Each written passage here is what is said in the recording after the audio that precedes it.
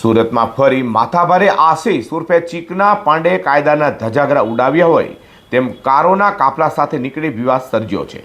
અગાઉ પણ આશિષ ચીકના આવી જ રીતે રોલો પાડવા પોલીસે તેની પાસે માફી મગાવી હતી. સુરતના કુખ્યાત ગુનેગાર અને લાલુ જાલિમ ગેંગના સભ્ય આશિષ ઉર્ફે ચીકનો પાંડે ફરી એકવાર કાયદાના લીરા ઉડાડ્યા છે. સપ્ટેમ્બર મહિનામાં જ્યારે તે જેલમાંથી બહાર આવ્યો હતો ત્યારે ગાડીઓના કાફલા સાથે નીકળેલી તેની રેલીએ ભારે વિવાદ સર્જ્યો હતો. તે સમયે સચિન પોલીસે કડક કાર્યવાહી કરી તેની શાન ઠેકાણે લાવી હતી અને ચીકનાએ જાહેરમાં માફી પણ માંગી હતી.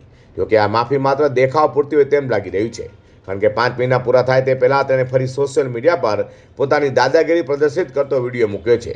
આ વખતે વાયરલ થયેલા વિડીયોમાં આશિષ ચીકનો ફિલ્મી અંદાજમાં લક્ઝરી કારના કાફલા સાથે જોવા મળી રહ્યો છે. વિડીયોમાં બેકગ્રાઉન્ડમાં મરાઠી ડાયલોગનો ઉપયોગ કરવામાં આવ્યો છે, જેમાં કહે છે કે આ મિર્જાપુર નથી, અમે અહીંના બાહુબલીએ છીએ, તમે અમારી તાકાત ભૂલી ગયા છો. આ પ્રકારના ઉદ્ધત ડાયલોગ્સ દ્વારા તે સીધો પોલીસ તંત્ર અને કાયદાને ડર વગર પ્રજામાં ભય ફેલાવવાનો પ્રયાસ કરી રહ્યો હોય તેવું સ્પષ્ટ જણાઈ આવે છે.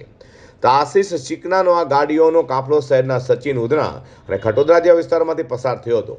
અગાઉ પણ સચિન પોલીસે આ જ પ્રકારના વર્તન બદલ તેની ધરપકડ કરી હતી, છતાં તેની ગુનાહિત માનસિકતામાં કોઈ સુધારો જણાયો નથી.